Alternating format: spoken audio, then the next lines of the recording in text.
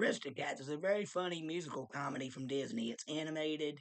It tells the story of these four cats, a mom and her three kittens who are kidnapped and abandoned by this greedy butler who wants to take all their money that their owner, a rich woman in Paris, is leaving for them. And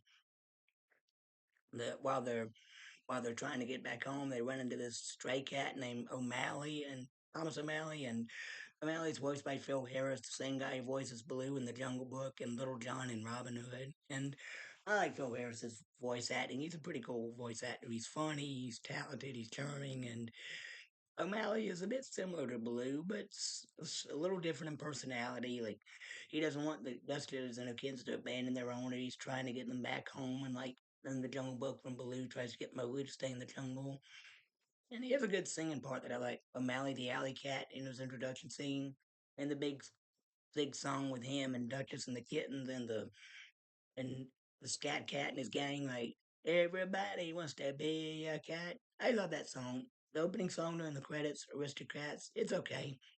Of course, since it's Disney, a lot of the music was written by the Sherman Brothers, but only a few of those songs made it into the movie. And Scat Cat, he's voiced by a real jazz musician named, I think, Scatman Crothers, and he does a good job voicing the character. And of course, we got Sterling Holloway, who voiced Winnie the Pooh in the original Disney shorts. He voices his little mouse named Rufus that swims with the kitties, and we got Paul Winchell as the guy who voiced Tigger. He voices this Chinese cat named Gun Shong Shungun. A lot of people consider that a racist stereotype, but I mean, it's Disney.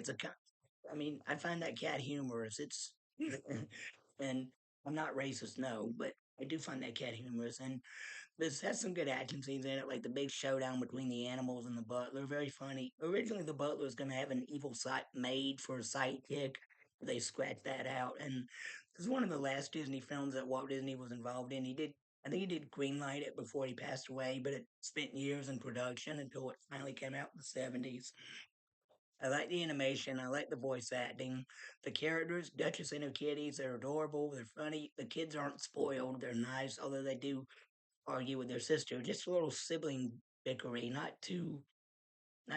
some spoiled brats. And I like that they're friends with the mouse instead of trying to eat it. And I love the two hound dogs that chase the butler whenever he's out on his motorcycle, and the two, that's so funny. And Pat Buttram, the voice of the wolf from Robin Hood, and also the guy who played Gene Autry, or I think it was either Gene Autry or Roy Rogers. He played one of them sidekick in those classic westerns they made. So yeah, I like Pat Buttram's voice. It's very funny, and the everybody did a good job with this movie. Great design of it, great animation, great voice acting, a cool, fun action scene at the end. And I'm glad the villain doesn't die. He just gets locked in a box and mailed to Timbuktu. And this movie introduced me to the country Timbuktu. I never heard of that country before until I found out. Or maybe it's not a country anymore. Maybe it's part of a bigger Arab country. I need to look that up.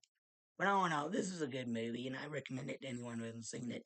I give it 2 thumbs up. All right, that's it for now. Thank you. God bless. Bye.